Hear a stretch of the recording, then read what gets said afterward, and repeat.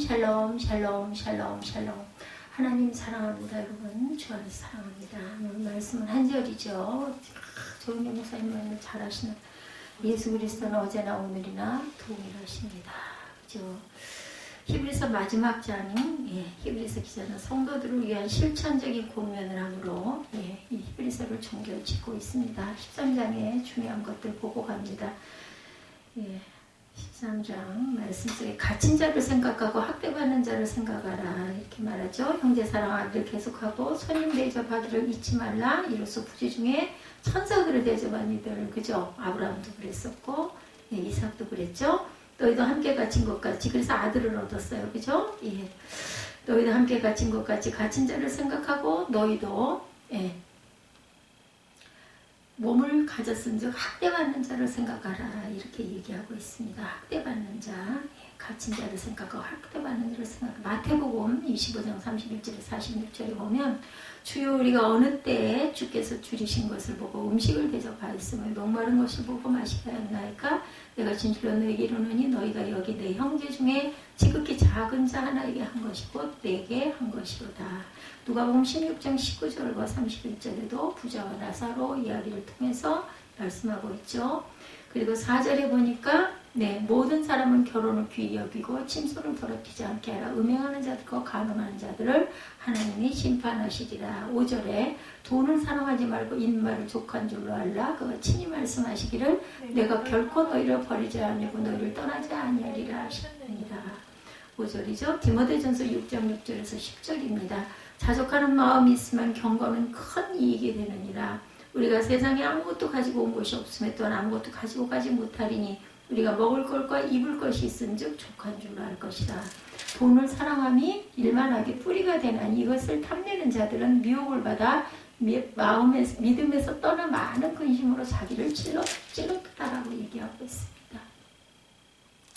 그리고 그들의 행실의 결말에 대해서 7절에 말씀하고 있습니다. 6절 봅니다. 그러므로 우리가 담대히 말하되 주는 나를 돕는 이시니 내가 무서워하지 아니하겠노라. 사람이 내게 어찌하리요 하노라. 7절 하나님의 말씀을 너에게 일러주고 너희를 인도하던 자들을 생각하며 그들의 행실의 결말을 주의하여 보고 그들의 믿음을 본받으라 말씀합니다.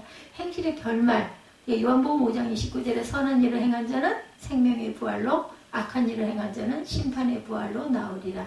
전도서 12장 13, 14절 모든 행위와 모든 은밀한 일을 선악간에 심판하신다고 그러죠. 고린도서 5장 8절에서 10절에도 선악간에 그의 몸으로 행한 것을 따라 받으려 합니다. 시편 1편 4절에서 6절 악인들은 심판을 견디지 못하며 죄인들이 의인들의 모임에 들지 못하리로다. 무릇 의인들의 길은 야훼께서 인정하시나 악인들의 길은 망하리로다. 오늘도 수영장 다녀온 거지. 엄마하고 연락이 안 된다고 그러더라고. 장차 올 것 14절에 보면 그거라도 누리고 싶은 거지. 우리가 여기에는 영구한 도생음이 없으므로 장차 올 것을 찾는다라고 얘기하죠. 장차 올 것은 계시록 21장 1절에서 4절 거룩한 성 새 예루살렘, 히브리서 11장 8절에서 10절 하나님이 계획하시고 지으실 터 있는 성, 그러니까 새 하늘과 새 땅이 도래하는 것을 우리가 믿는 거예요. 요한복음 14장 1절에서 3절에 내가 너희를 위하여 거처를 예배하러 가느니 예배하고 내가 다시 오겠다 말씀하죠. 재림입니다. 찬송의 제사를 하나님께 드리자 15절에 보면 그렇게 말씀합니다. 이사야 43장 21절에 이 백성은 내가 나를 위하여 지었나니 나를 찬송하게 하려 합니다. 찬송하게 하려고 우리를 지으셨어요. 시편 122편 3, 4절에도 야훼 지파들이 야훼 이름에 감사하려고 이스라엘의 전례대로 그리로 올라가는 도다. 이 같은 제사를 기뻐하시느니라. 13장 오늘 보면 16절에 보면 이 같은 제사를 기뻐하신다고 그래요. 15절에 그러므로 우리는 예수로 말미암아 항상 찬송의 제사를 하나님께 드리자. 이는 그 이름을 증언하는 입술의 열매. 우리 찬양은 입술의 열매입니다. 오직 선을 행함과 서로 나누어주기를 잊지 말라. 하나님은 이 같은 제사를 기뻐하신다. 선을 행하고 나누어주는 것을 기뻐하신다라는 말이죠. 로마서 12장 1절에 너희 몸을 하나님이 기뻐하시는 거룩한 산 제물로 우리 몸을 드리는 거죠. 히브리서 11장 4절에 아벨은 가인보다 더 나은 제사를 하나님께, 왜냐하면 마음을 다해서 하나님께 제단을 올렸죠. 창세기 4장 4절에서 7절. 아벨과 그의 제물은 받으셨으나 가인과 그의 제물은 형식적인 건 받지 아니하셨다. 인도하는 자들에게 순종하고 복종하라고 17절에 말합니다. 너희를 인도하는 자들에게 순종하고 복종하라. 그들은 너희 영혼을 위하여 경성하기를 자신들의 청산할 자인 것 같이 하느니라. 그들로 하여금 주 이것을 하게 하고 근심으로 하게 하지 말라. 그렇지 않으면 너희에게 유익이 없다. 우리를 위하여 기도하라. 우리가 모든 일에 선을 행하려 하므로 우리에게 선한 양심이 있는 줄을 확신하노니 내가 더 속히 너희에게 돌아가기 위하여 너희가 기도하기를 더욱 내가 원한다라고 얘기합니다. 인도하는 자에게 순종하고 항상 우리는 기도해야 되겠다. 민수기 17장 18절에서 20절에 내 종기를 그에게 돌려 이스라엘 자손의 온 회중이 그에게 복종하게 하고 여호수아 1장 16절에서 18절에 누구든지 당신의 명령을 거역하며 당신의 말씀을 순종하지 아니하는 자는 죽임을 당하리니. 시편 142편 144편 2절에 보면 백성을 내게 복종하게 하셨나이다. 갈라디아서 6장 6절에 가르침을 받는 자는 말씀을 가르치는 자 모든 좋은 것을 함께 하라고 이야기하고 있습니다. 그런 히브리서를 끝맺음에 있어서 개인적인 생활에 관한 적합한 충고를 지금 하고 있어요. 그리고 구약의 제물과 그리스도의 제물 되심을 언급한 후에 우리로 온전한 제사를 드리라고 권면하죠. 성도의 모범을 보이라. 사람을 실천하라는 거죠. 1절에 보면은 그렇게 나오죠. 형제 사랑하기를 계속하라. 성도들은 예수 그리스도 안에서 한 형제가 된 자들이므로 형제에 대한 사랑을 실천해 나가야 된다. 하나님은 사랑으로 하나 된 교회의 공동 신앙 고백을 통해 영광 받기를 원하셔. 서로 사랑하는 것은 하나님께 대한 또 다른 형태의 신앙 고백이라는 거죠. 예수님은 사랑의 실천에서 가장 완벽한 모범을 보여주셨어요. 다윗이 양을 사랑하는 그 마음을 하나님이 사랑하셔서 왕으로 삼으셨습니다. 원수들까지도 용납하고 사랑하신 예수님의 모습은 진정한 사랑의 의미를 일깨워주죠. 형제 사랑과 더불어 선심 대접하기를 잊지 말라고 히브리서 기자는 권면하고 있습니다. 그렇죠? 그리고 각진 자와 학대받는 자를 생각해라 말씀하고 있어요. 모든 사람은 결혼을 귀히 여겨라. 그리고 너도 함께 갇힌 것 같이 갇힌 자를 생각하라. 형제 사랑을 계속해라. 5절에도 돈을 사랑하지 말고 있는 바를 자족하라는 거죠. 좋게 여기라. 형제 사랑과 더불어 손님 대접하기를 잊지 말라고 히브리서 기자는 권면하고 갇힌 자와 학대받는 자를 생각해라 얘기합니다. 성도들은 모두 다 형제 자매예요. 마태복음 23장 8절에 그러나 너희는 납비라 칭함을 받지 말라. 너희 선생은 하나요. 너희는 다 형제이라 말씀하죠. 주님의 새 계명으로 서로 사랑하라. 요한복음 13장 34절에 새 계명을 너희에게 주노니 서로 사랑하라. 내가 너희를 사랑한 것 같이 너희도 서로 사랑하라. 그리고 혼인을 귀하게 여기고 침소를 더럽히지 말라고 4절에 말씀하죠. 혼인은 하나님께서 정하신 제도이므로 신성합니다. 히브리서 기자는 모든 사람은 혼인을 귀히 여기고 침소를 더럽히지 말아라. 이는 결혼한 부부관계의 순결을 제시하는 것으로 남편은 한 여자의 남편으로 아내는 한 남자의 아내로 서로 정조를 지키라는 뜻입니다. 음행이나 간음, 성적 범죄의 특성은 상대를 인격적 존재로 보지 않고 다만 성적 퇴락의 도구로 인식한다는 데 사악한 죄성이 있다. 하나님은 음행이나 간음으로 표현되는 성적 범죄에 대해서 반드시 심판을 하신다고 하죠. 혼인은 하나님이 세우신 제도이기도 합니다. 창세기 2장 18절에 야훼 하나님이 이르시되 사람이 혼자 사는 것이 좋지 아니하니 내가 그를 위하여 돕는 배풀을 지으리라 하시니라. 부도덕한 성관계를 금하라고 고린도전서 6장 9절에 불의한 자가 하나님의 나라를 유혹으로 받지 못할 줄 알지 못하느냐. 미혹을 받지 말라. 음행하는 자나 우상 숭배하는 자나 간음하는 자나 탐색하는 자나 남색하는 자다. 돈을 사랑하지 말라고 5절에 말씀하죠. 돈을 사랑하지 말고 있는 바를 좋게 여기라. 사람들이 저마다 재산을 소유하게 되면서 돈은 세상에서 가장 중요한 가치를 지니는 것 중에 하나로 힘으로 대두가 되죠. 그래서 오늘날에도 돈을 절대적인 것으로 여기고 숭배하기까지 하는 물질 만능의 풍조까지 생겨납니다. 히브리서 기자는 돈을 사랑하지 말라고 재물은 하나님을 향한 경외와 신앙을 희석시키며 사람을 큰 시험에 빠뜨리는 원인이 되기도 하죠. 디모데전서 6장 9절에도 증거합니다. 히브리서 기자는 무가치한 재물에 대한 탐욕을 버리고 받은 바를 족한 줄로 여기라. 디모데전서 6장 10절입니다. 돈을 사랑하며 일만하게 뿌리가 되느니 이것을 탐내는 자들은 미혹을 받아 믿음에서 떠나 나는 근심으로 자기를 찔렀다. 사장님 같은 분 너무너무 사랑했어요. 1억 천금을 받으려다가 올무에 걸린 거죠. 지금이라도 올무를 푹 잘라버려야 돼요. 하나님과 재물을 차라리 그냥 해외로 도망가든지 정리 파산해버리고 하나님과 재물을 겸하여 섬길 수가 절대 없습니다. 누가복음 16장 13절에 집 하인이 두 주인을 섬길 수 없나니 혹 이를 미워하고 저를 사랑하거나 혹 이를 중히 여기고 저를 경히 여길 것입니다. 너희는 하나님과 재물을 겸하여 섬길 수 없느니라. 그리스도와 성도의 삶, 예수 그리스도를 본받으라고 항상 말씀하죠. 하나님의 말씀을 너에게 일러주고 너희를 인도하는 자들을 생각하며 그들의 형실의 결말을 주의하여 보고 그들의 믿음을 본받으라. 예수 그리스도는 어제나 오늘이나 오늘 본문입니다. 히브리서 기자는 하나님의 말씀을 가르쳐주고 성도들을 그리스도에게 인도해준 자들을 생각하고 그들의 믿음을 본받으라고 말하죠. 교회의 지도자들을 기억하고 본받으라고 한 기자는 가장 완벽한 지도자로서 예수 그리스도를 소개하고 있습니다. 참 좋을 텐데 교회가 그렇게 같이 모여서 주일날 예배드리고 각자 자기 직분을 잘 지키고 가면서 하나님을 찬양하는 게 예배지 다른 게 예배가 아닌데 다르게 생각을 하는 게 문제예요. 예수 그리스도가 완벽한 지도자일 수 있는 것은 그가 어제나 오늘이나 영원토록 동일한 분이시기 때문이다.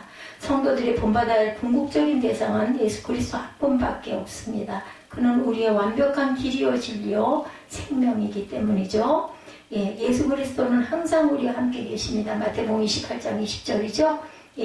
요한복음 14장 6절 내가 길이요 진리요 생명이다 말씀하죠. 마태복음 28장 20절에도 위임 명령이라고 그러죠. 내가 너에게 분배한 모든 것을 가르쳐 지키게 하라. 볼지어다 내가 끝날까지 너희와 항상 함께 있으리라 하십니다. 언제나 신실하신 그리스도죠. 고린도서 1장 19절에 우리 곧 나와 실로아노와 디모데로 말미암아 너희 가운데 전파된 하나님의 아들 예수 그리스도는 예하고 아니라함이 되지 아니하셨으니 그에게는 예만 되었느니라. 예수 그리스도를 위한 삶에 대해서 12, 13절에 증거합니다. 그러므로 예수도 자기 피 백성을 거룩하게 하려고 성문 밖에서 고난받고 돌아가시죠. 그런데 우리도 그의 치욕을 짊어지고 영문 밖으로 그에게 나아가자 말씀하고 함께 짊어지자는 거죠. 히브리서 기사는 예수 그리스도가 인류를 대속하기 위해서 예루살렘 성 밖에서 십자가의 고난을 받으셨으므로 우리도 그 능욕을 지고 영문 밖에 계신 그리스도께 나아가자, 동참하자는 거죠. 사도 바울은 그리스도의 남은 고난을 그의 몸된 교회를 위하여 자기 육체에 채운다 말합니다. 예수 그리스도에 의하여 구원받은 성도는 언제나 그 은혜 안에서 삶을 영위함으로 심령 속에 찬송이 끊이질 않습니다. 그러므로 우리는 예수로 말미암아 항상 찬송의 제사 15절이죠. 하나님께 드리자 이는 이름을 증언하는 입술의 열매다. 오직 선을 행한 것 서로 나눠주기를 잊지 말라. 하나님은 이 같은 제사를 나눠주는 이 제사를 기뻐한다. 모세는 하나님의 백성과 함께 고난받기를 좋아했어요. 그죠? 도리어 하나님의 백성과 함께 고난받기를 잠시 죄악의 낙을 누리는 것보다 좋아했습니다. 그래서 그리스도 안의 삶은 기쁨도 고통도 초월하고 성공도 실패도 초월합니다. 그것은 심령 속에 하나님의 나라가 이미 이루어졌기 때문에 어떻든 상관없다. 히브리서 11장 26절에 그리스도를 위하여 받은 수모를 애굽의 모든 보화보다 더 큰 재물로 여겼으니 이는 상주심을 바라봅니다. 우리가 여기서 아둥바둥 몇십 년 살아봤댔자 우리는 영원한 세상이 있음을 믿으면 믿는 그 믿음의 분량만큼 세상에서 사는 거 별거 아니라는 거죠. 하나님이 자기 피로 사신 교회라고 사도행전 20장 28 이 교회가 하나님의 피로 이 교회를 사셨어요. 자기를 위하여 또한 온 양떼를 위하여 삼가라. 성령이 그들 가운데 여러분을 감독자로 삼고 하나님이 자기 피로 사신 교회를 보살피게 하셨느니라. 저를 세워놓고 하나님의 자녀들을 보살피라고 하셨습니다. 하나님을 기쁘시게 하라고 16절에 말씀하는데 오직 선을 행함과 서로 나누어주기를 잊지 말라. 하나님은 이 같은 제사를 기뻐하시느니라. 하나님은 자신의 백성들에게 정의의 편에 서서 선한 삶을 살아갈 것을 요구하십니다.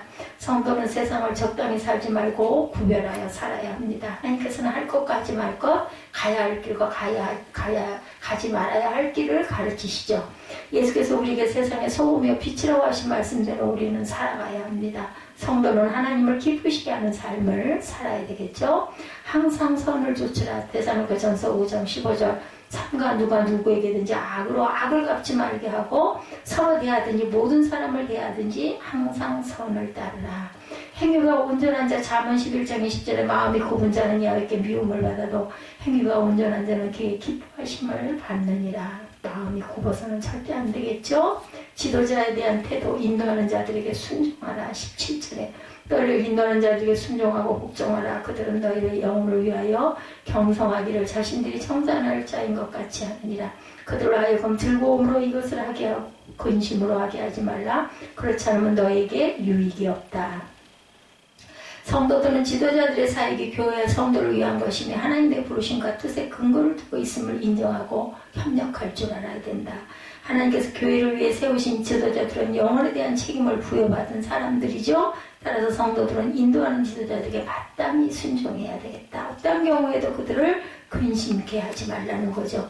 인도자는 그리스도의 일꾼이며 하나님의 비밀을 맡은 자죠. 고린도전서 4장 1절에 사람이 마땅히 우리를 그리스도의 일꾼이 하나님의 비밀을 맡은 자로 여길지어다.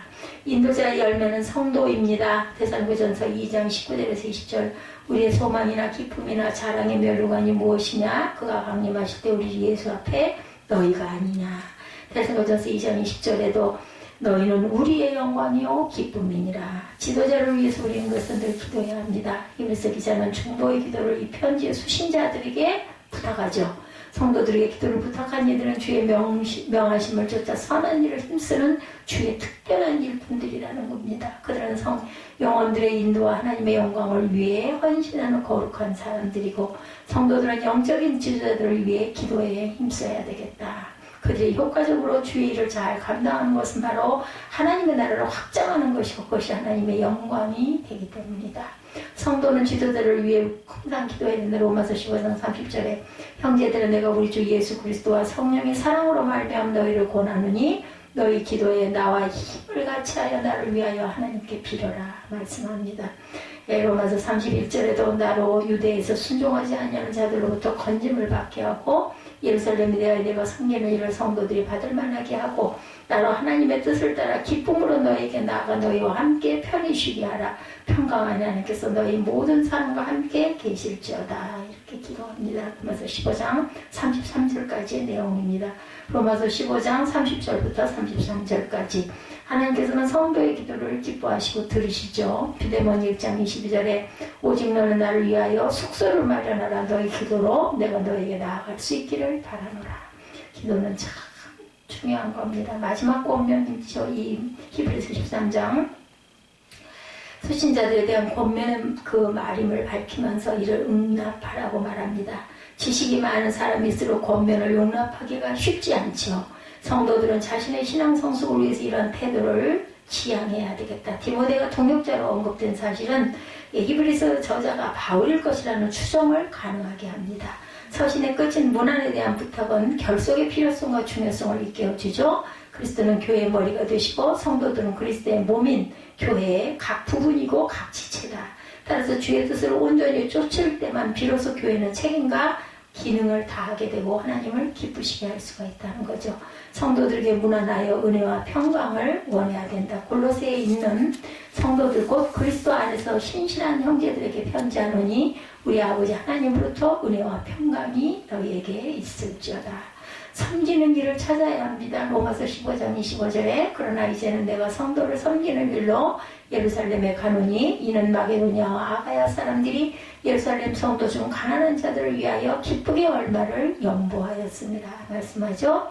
우리는 히브리서 13장을 통해서 예수 그리스도로 말미암아 구원받은 성도들이 이 세상에 어떻게 살아야 할 것인지를 교훈받게 되죠. 성도는 언제나 하나님의 면전에 살아야 하며 말씀 가운데 행하고 가야 하며 오늘을 살아가는 우리는 하나님의 말씀 앞에 절대로 요동하지 말아야 되겠다. 그리고 영적인 부분은 하나님께서 늘 깨닫게 하십니다. 영원토록 동일하신 하나님께서 본문의 8절 한 절이죠. 예수 그리스도는 어제나 오늘이나 앞으로 영원토록 동일하십니다. 예수께서 죄와 사망의 원죄를 깨뜨리시고 사흘 만에 부활하셨어요. 예수님의 부활은 인류 역사 가운데 가장 놀라운 기적이고 은혜이고 축복입니다. 예수님이 하나님의 아들이냐 아니냐를 놓고 수백 년 동안 그 공의회에서 계속 그걸 가지고 회의를 계속 수백 번을 거듭해서 결국은 예수님은 신성이다, 하나님의 아들이다가 결론이 난 거예요. 우리는 그냥 그럴 테니까 믿지만 사실은 이게 근거 없는 일이 절대 아니라는 거죠. 예수님이 부활하지 아니하셨다라면 아직 우리는 죄와 절망 가운데 고통 가운데 신음하며 살아가고 있을 것이다. 웬일인지, 그죠? 웬은인지 예수께서 십자가에서 우리의 모든 죄를 짊어지시고 돌아가신 후 부활하심으로 온 인류의 구원을 선물로 주셨습니다. 부활하셨기 때문에 우리에게 영생이 주어진 거예요. 만약에 돌아가시고 말았으면 끝이에요. 우리도 죽고 말면 끝입니다. 그렇죠? 이 놀라운 사건은 2000년 전 팔레스타인 땅에서 일어난 그 한 사건으로 끝이 난 게 아니고 우리 삶 가운데 주님께서 부활의 주님으로 다가오셔서 역사하고 계시고 우리 다가오는 날들 가운데 주님께서 부활의 주님으로 오셔서 놀라운 역사를 이루십니다. 어제의 부활에 대해서 함께 생각해 봅니다. 이브서 13장 8절은 말씀하기를 그리스도는 어제나 그죠? 오늘이나 영원토록 미래에도 동일하시다 말씀합니다. 2000년 전에 실제로 죄와 사망 원죄를 깨뜨리고 무덤에서 부활하셨어요. 예수님의 부활을 목격한 많은 사람들이 그 부활의 놀라운 사건을 기록해 놨죠. 마태복음 28장 1절에서 6절은 이와 같이 설명합니다. 28장 1절에서 6절 봅니다. 안식일이 지나고 안식 후 첫날이 되려는 새벽에 막달라 마리아와 다른 마리아가 무덤을 보려고 갔더니 큰 지진이 나며 주의 천사가 하늘로부터 내려와 돌을 굴려내고 그 위에 앉았는데 천사가 여자들과 말하이되 너희는 무서워하지 말라 이렇게 말하죠. 마태복음 28장 1절에서 6절. 십자가에 못 박히신 예수를 너희가 찾는 줄을 내가 아노라. 그가 여기 계시지 않고 그가 말씀하시던 대로 살아나셨느니라. 와서 그가 누우셨던 것을 보라 말하죠. 안식 후 첫날 이 주일 새벽에 막달라 마리아와 야곱의 어머니 마리아와 누가복음에 의하면 요한나라고 하는 여인이 예수님의 무덤을 찾았어요. 그런데 무덤의 돌이 무덤 문을 막고 있다가 굴러서 열리고 흰옷 입은 천사가 예수님이 부활하셨다는 사실을 그들에게 전해주었을 때 크게 놀라 기뻐하며 이 소식을 제자들에게 알리기 위해서 거꾸로 또 뛰어갔겠죠. 마태복음 28장 8절과 9절에 설명합니다. 여자들이 무서움과 큰 기쁨으로 빨리 무덤을 떠나 제자들에게 알리려고 다름질할세 예수께서 그들을 만나 이르시되 샬롬 하셨던 거예요. 평안하냐 하시거늘 여자들이 나아가 그 발을 붙잡고 경배합니다. 예수님이 그날 저녁 제자들이 문을 닫고 무서워 숨어있는 곳에 나타나셔서 또 샬롬 문이 닫혀있는데 그죠? 영이시기 때문에 어디든 들어가시는 거죠. 요한복음 20장 19절에서 19절과 21절에 이날 곧 안식 후 첫날 저녁 때 제자들이 유대인들을 두려워하여 모인 곳에 문들을 닫았더니 예수께서 오사 가운데 서서 이르시되 너희에게 평강이 있을지어다 또 말씀하십니다. 샬롬 하셨겠죠? 예수께서 또 이르시되 너희에게 평강이 있을지어다 아버지께서 나를 보내신 것 같이 나도 너희에게 보내노라 말씀합니다. 예수께서 부활하셔서 두려움에 떨고 있는 제자들에게 너에게 평강이 있을지어다 마음의 평안을 선물로 은혜로 주셨다는 거죠. 예수님이 주시는 평안은 이 세상이 주는 평안과 같지 않다고 하죠. 세상이 주는 기쁨은 찰나적입니다. 잠깐 내게 기쁨과 만족을 주고 떠나버리는데 주님이 주시는 기쁨은 평안은 영원한 것이라는 거죠. 그 누구도 이 평안을 우리에게 빼앗아갈 수도 없고 만들어줄 수도 없다. 요한복음 14장 27절에 주님이 말씀합니다. 평안을 너에게 끼치노니 곧 나의 평안을 너희에게 주노라. 내가 너희에게 주는 것은 세상에 주는 것 같지 아니하리라. 너희는 마음에 근심하지도 말고 두려워하지도 말라. 이 부활의 아침 주님의 평안이 넘쳐나야 되겠죠. 매일매일이 우리에게는 부활의 아침입니다. 마음속에는 염려, 걱정, 근심은 던져버리고 주여 주님의 평안함이 주님의 기쁨이 내 마음에 넘쳐나게 하여 주옵소서. 이렇게 기도합시다. 길게 기도하지 않아도 돼요. 그저 눈 뜨고 하나님 이 평화가 이 평안이 주님의 주신 평안이 되어 오늘 종일을 넘쳐나는 마음이 되게 하시고 어떠한 상황이 우리의 순간순간 찰나찰나 온다 하더라도 그래도 또한 평안할 수 있도록 환경을 뛰어넘을 수 있게 하여 주옵소서. 이 마음으로 우리는 기도하면 됩니다. 주님의 주신 이 기쁨과 평안을 가지고 가슴을 펴고 당당하게 믿음의 전진을 해나가는 우리 모두, 우리의 상황이나 우리의 눈앞에 펼쳐져 있는 여러 가지 고난이나 염려나 부족이나 이런 것들도 다 비워버리고 주님이 평안을 전하실 때 제자들의 마음에 기쁨이 넘쳤다고 고백합니다. 요한복음 20장 20절에 이 말씀을 하시고 손과 옆구리를 보이시니 제자들이 주를 보고 기뻐하더라.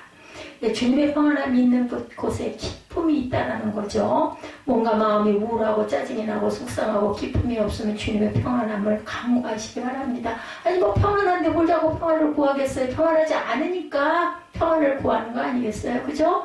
고난스럽고 힘들고 아프고 고통스럽고 그리고 염려되고 가진 게 없어서 이걸 도대체 어떻게 할 것인가 할 때 우리는 기도하게 되는 거예요. 그래서 너희 고난이 유익이라고 말씀하죠. 고난이 없으면 기도를 그렇게 하겠느냐고요. 내가 배가 고프고 목이 말라야 물을 찾고 밥을 찾지 배가 부른데 뭘 그런 걸 찾겠어요. 먹기도 귀찮죠. 그죠? 세상 걱정이 들어와도 생각이 들어와 세상에 염려가 들어와도 염려, 근심, 걱정 우리를 자꾸 주저앉게 만들고 낙심시키는 모든 것들이 올 때 나사렛 예수의 이름으로 명하는 이 염려, 근심, 걱정은 물러갈지어다 선포하시기 바랍니다. 우리 찬양하는 것도 그래서 찬양하잖아요. 입술의 고백입니다. 그래서 요즘에 찬송가를 아예 펼쳐놓고 그동안 너무 찬양 우리 복음성가도 참 좋지만 그 예전에 우리 선진들이 그 은혜 받았던 그냥 주옥 같은 그냥 내용 자체가 그냥 기도예요. 기도. 그것을 저는 보면서 요즘에 은혜를 받고 갑니다. 주님의 평안함이 임할지어다 담대하게 믿음으로 혼자 막 선포하시기 바랍니다. 뭐 사람들이 들으면 안 될 그런 공간일 때는 마음속으로라도 눈을 뜨든 눈을 감든 상관없이 막 선포하시기 바랍니다. 보네포 목사님께서 이렇게 이 말씀을 해석했다고 그래요. 부활하신 예수님의 입술에서 나온 너에게 평강이 있을지어다라는 인사말은 너희의 모든 두려움을 끝났다. 너희를 지배하던 죄와 죽음의 세력은 이제 사망이다. 죽었다. 이 뜻이라고 합니다.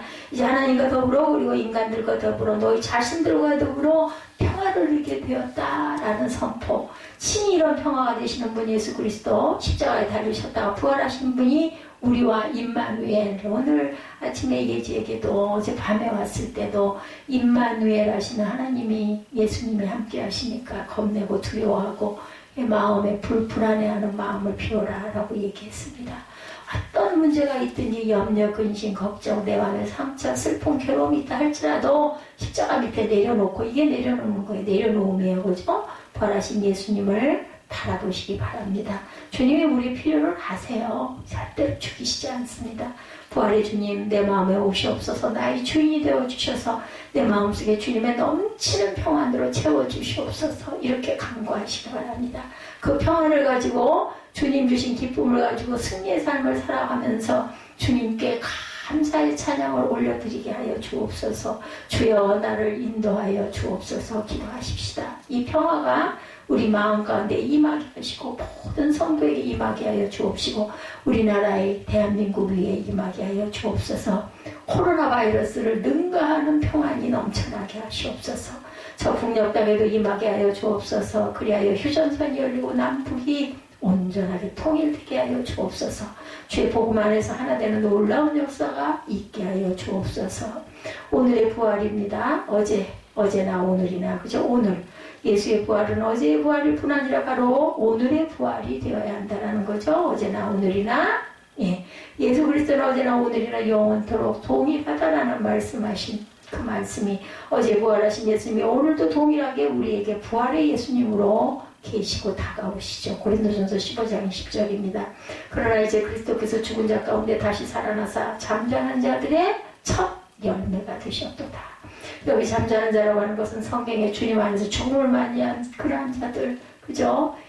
순교한 자들, 이런 자들을 말합니다. 그 말은 다시 깨어날 것이기 때문에 부활의 영으로 일어날 것이기 때문에 잠자는 자라는 표현을 한 거예요. 죽은 자라고 하지 않고. 그래서 죽음은 끝이 아니라 새로운 시작, 새로운 세계가 열리는 문으로 들어서는 거예요. 두려워할 것도 없고 무서워할 것도 없습니다. 잠깐 우리가 육신이 잠을 자고 영이 깨어 영으로 영이 천국으로 들어가는 그 시작이 바로 죽음이라는 것이죠. 그래서 우리는 한국말 중에 굉장히 성서적인 말이죠. 돌아가셨다. 저도 어렸을 때부터 이 돌아가셨다는 말의 의미가 죽었다 그러면 정말 듣고 싶지가 않더라고요. 돌아가셨다. 왔던 곳으로 가는 거잖아요. 돌아가셨다. 내 본향으로 다시 돌아갔기 때문에 돌아왔다라고 하는 거죠. 우리 모두는 본향으로 돌아갈 것입니다. 영원한 본향이 우리를 위하여 예비되어 있습니다. 믿는 자들에게. 그런데 이 땅에 사는 동안 우리가 부활의 영으로 충만하게 되면 죽음도 절망도 고통도 괴로움도 우리를 절대로 넘어뜨릴 수가 없다. 예수님의 첫 열매가 되셨다고 하는 것은 예수를 믿는 사람들이 그 다음에 두 번째, 세 번째, 네 번째 계속 부활의 열매로 다시 살아날 것을 말씀하고 있는 것입니다. 그러므로 부활의 생명을 얻을 우리는 이미 우리 마음 가운데 주님이 오셔서 우리가 부활에 참여했기 때문에 어떠한 고통도 괴로움도 절망도 우리를 넘어뜨릴 수가 없다는 거죠. 죄와 사망은 나에게서 묶음을 받고 떠나갈지어다. 나는 주님의 은혜로 부활에 참여한 자 되었노라 선포하십시다. 세상 사람들은 죽음이라는 것이 다가오면 몸부림치며 죽음을 맞이하지 않으려고 어떻게든지 피해오려고 발버둥치지만 죽음을 피할 사람은 아무도 없고 결국 죽음으로 그의 모든 희망은 끝나버리고 말지만 예수 믿는 사람들은 절대로 그렇지 않죠. 새로운 시작, 그죠? 영원한 세계, 영생, 영원한 세계에서 새로운 시작이 죽음이라는 것입니다. 죽음의 문을 열면 우리에게는 영원한 새 신천지가 예비되어 있고 주님의 두 팔을 벌리고 내가 너를 사랑한다 어서 오너라 하고 맞이하신다라는 것. 주님의 우리의 기쁨이 되신다라는 거죠. 로마서 8장 11절. 예수를 죽은 자 가운데 살리신 이의 영이 너희 안에 거하시면 그리스도 예수를 죽은 자 가운데서 살리신 이가 너희 안에 거하시는 그의 영으로 말미암아 너희 죽을 몸도 살리시더라 말씀합니다. 살리시리라. 그런데 성경을 보면 제일 처음으로 부활하신 예수님을 만난 사람 막달라 마리아라는 여인입니다. 향유옥합을 깨부셨던 여인이죠.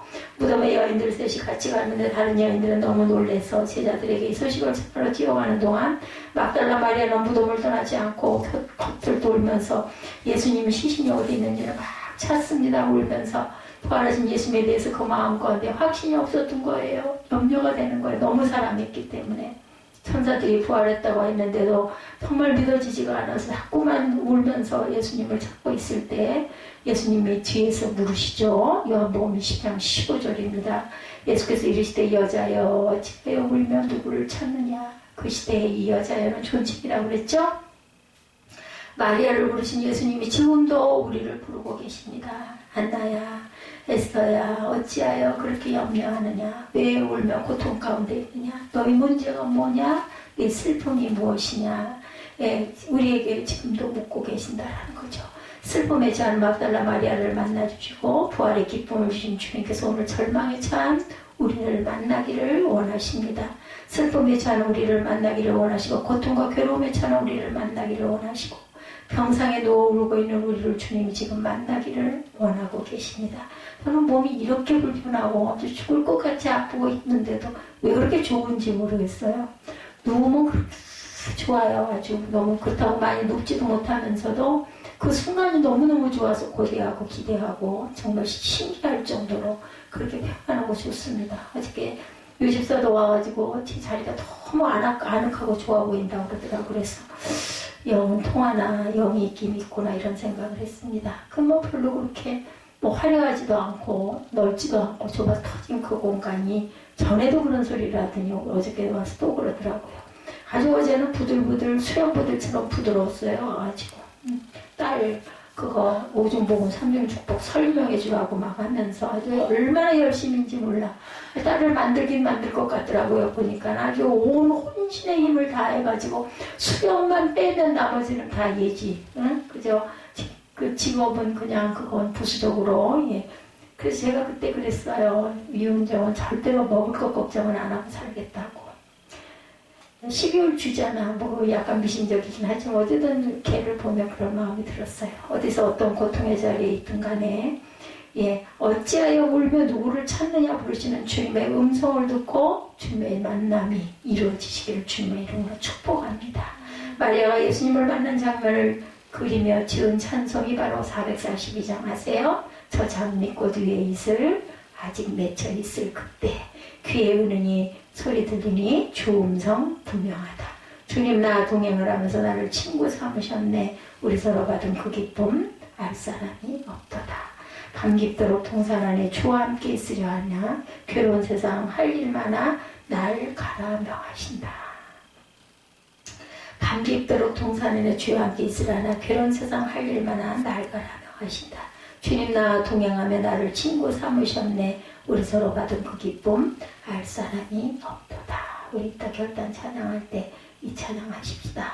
많은 사람이 절망과 고통 가운데 와서 나를 도우라 손짓하고 있으니 가라. 은혜 받은 그 자리에 머물러 있기만 원하지 말고 절망에 처한 사람, 슬픔에 처한 사람, 고통에 처한 사람, 병상에 누워있는 사람에게 예수님의 사랑을 들고 가거라 말씀합니다.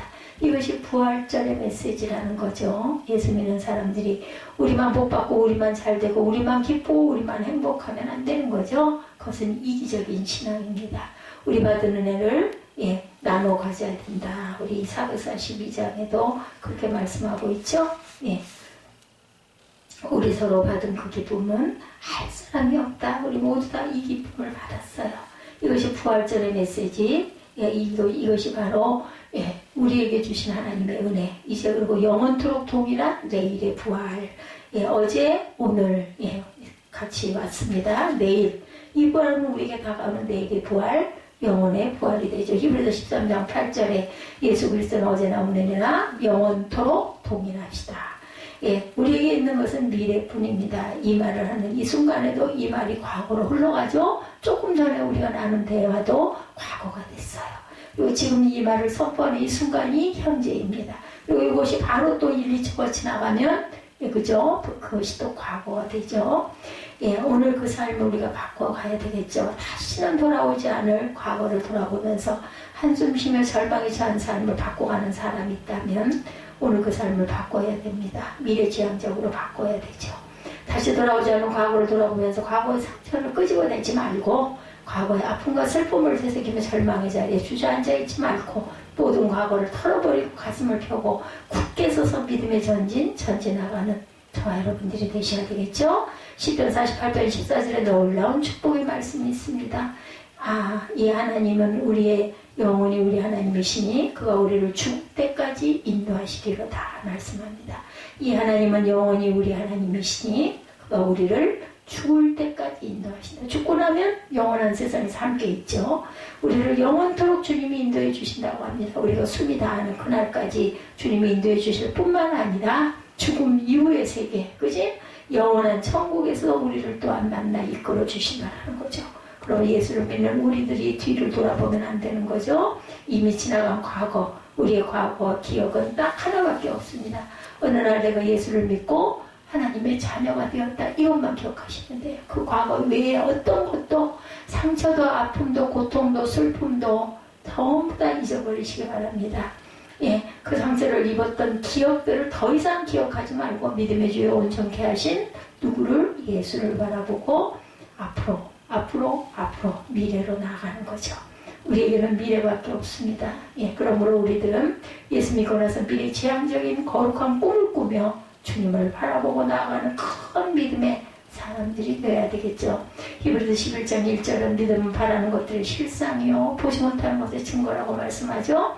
믿음이 뭐냐면 꿈꾸고 믿고 바라는 것이 지금 내게 이루어진 것처럼 믿고 나아가는 것이 바로 믿음이에요. 이루어졌다라고 믿고 미래를 현재에 사는 것이 믿음입니다. 인간의 생각은 하나님의 생각으로 바꾸는 것이 바로 미래입니다. 미래를 현재에 사는 것이 미래이고 인간의 생각을 하나님의 생각으로 바꾸는 것이 바로 미래입니다. 안 된다는 것을 된다고 생각하는 것이 바로 믿음이고 축복이고 하나님의 은혜인 줄로 믿습니다. 우리가 절대 긍정의 믿음을 가지고 살게 하여 주옵소서. 절대로 과거 회개형으로 돌아가지 않게 하여 주옵소서 하고 우리는 기도해야 됩니다. 마음에 머리진 것, 상처 입은 것을 품고 살지 않게 하여 주옵시고 다 털어내버리고 절대 긍정, 절대 감사로 앞만 보고 나아가는 미래만 보고 나아가는 우리 모두가 되게 하여 주옵소서. 히브리서 11장 6절처럼 하나님을 기쁘시게 하는 믿음의 사람들이 되게 하여 주옵소서. 믿음이 없이는 하나님을 기쁘시게 하지 못하나니 하나님께 나아가는 자는 반드시 그가 계신 것과 또한 그가 자기를 찾는 자들에게 상 주는 심. 여기서 중요한 것은 찾는 자들이 되어야 한다는 거예요. 상을 붙들고 있어. 왜 오면 내가 주리라 하고 팔아부실 것 같아. 생각해보면 우리가 찾지 않기 때문에, 우리가 구하지 않기 때문에 답을 주시질 않고 주시지 못하고 있습니다. 이 세상은 잠깐 우리가 무언가 했다 생각을 하는 동안에 지나가 버리죠. 그래서 이게 중국말에 시간이 얼마나 빨리 가느냐, 네 마리 마차가 막 질주에 달려가는 것처럼 빨리 지나간다고 그러죠. 세월이 쏜살, 쏜살 같다라고 합니다. 더 빨리 간다는 거죠. 쏜살은 확 빨리 나가는 것처럼 세월이 정말 유수다, 흘러가는 물이다. 이 빨리 가는 인생길에서 하나님의 영광을 위해 살아가는 저와 여러분들이 되기를 바랍니다. 보람있고 의미있고 복된 삶을 살아가시기를 바랍니다. 예수 안에 참 행복을 찾고 그 행복을 이웃과 나누며 살아가는 저와 여러분이 되시기를 주님의 이름으로 축복합니다. 먼 훗날 예수님이 다시 오실 때 우리는 모두 다 들림받고 공중에서 주님을 맞이하게 될 것입니다. 그것이 우리의 마지막 소망이고 모든 믿는 자들이 바라고 있는 내일에 대한 꿈이 되어야 합니다. 데살로니가전서 4장 14절에서 17절에 말씀합니다.